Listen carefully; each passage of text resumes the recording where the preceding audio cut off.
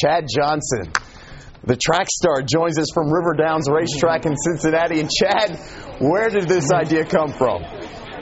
You know what? Some of the people I work with brought it to my attention. You know, earlier this year I worked with Feed the Children, you know, traveling to Africa for the month of March, and I just looked for some ways and opportunities to give back to those. I adopted a school out there, and this is one of the first steps in helping those out there in Africa.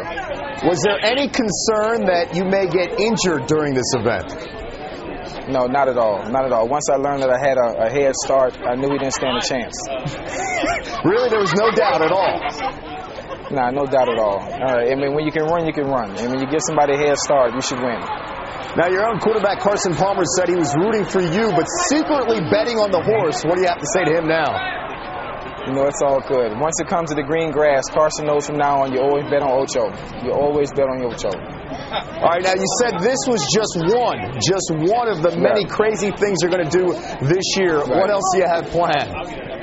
You know, I was thinking about tackling everybody at the top of each sport. You know, right now, Floyd is the best in boxing, so I'm thinking about sparring with Floyd, you know, to raise some money for charity. Then I'd probably go to the next sport, which would probably be basketball, with maybe Kobe or LeBron being the best. I'd challenge them to a one-on-one game, and I'd probably go from there. I'd probably go to NASCAR racing, and I'd race somebody a couple of laps and that. And I mean, whatever, man. Whatever I can do to continue to help those around me and help them profit, man, it's whatever.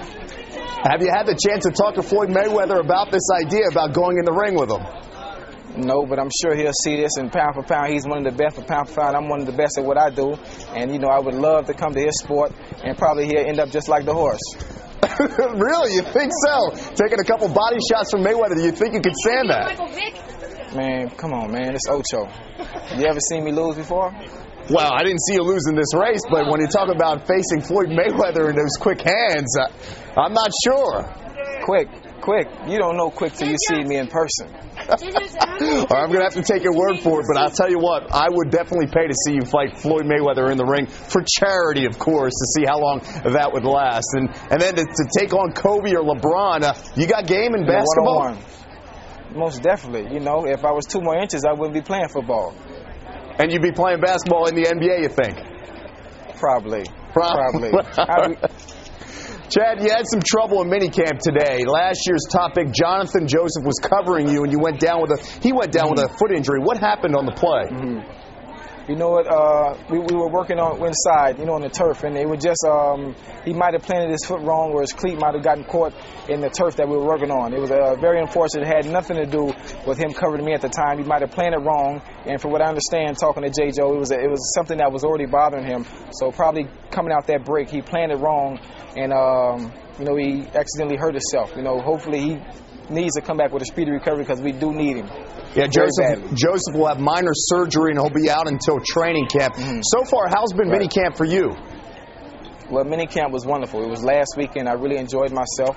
I'm having a ball. You know, I'm out there working my butt off, man, trying to make sure I do all I can to get us to Arizona. You know, there's some things that I need to work on that were brought to my attention, you know, from inside, so I'm trying to do that. And how's the offense look now without Chris Henry there? The third wide receiver, the fourth wide receivers, the depth at wide receiver. How do you guys look? Right. You know what?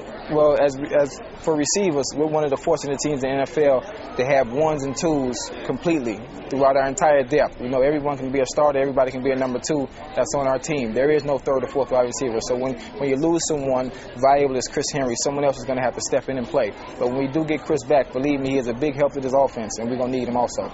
Now, Chad, you're doing this for charity. You mentioned that also these other things you'd like to do for charity. How important is it to get the message across that, you know, there are players with the Bengals that have a good reputation considering the hits you guys have taken in the last year and a half? Right. Well, you know, I mean, it's unfortunate. I'm sure people know the things that we do, but the things that are good are not the things that people want to talk about. You know, the good things don't make headlines, you know.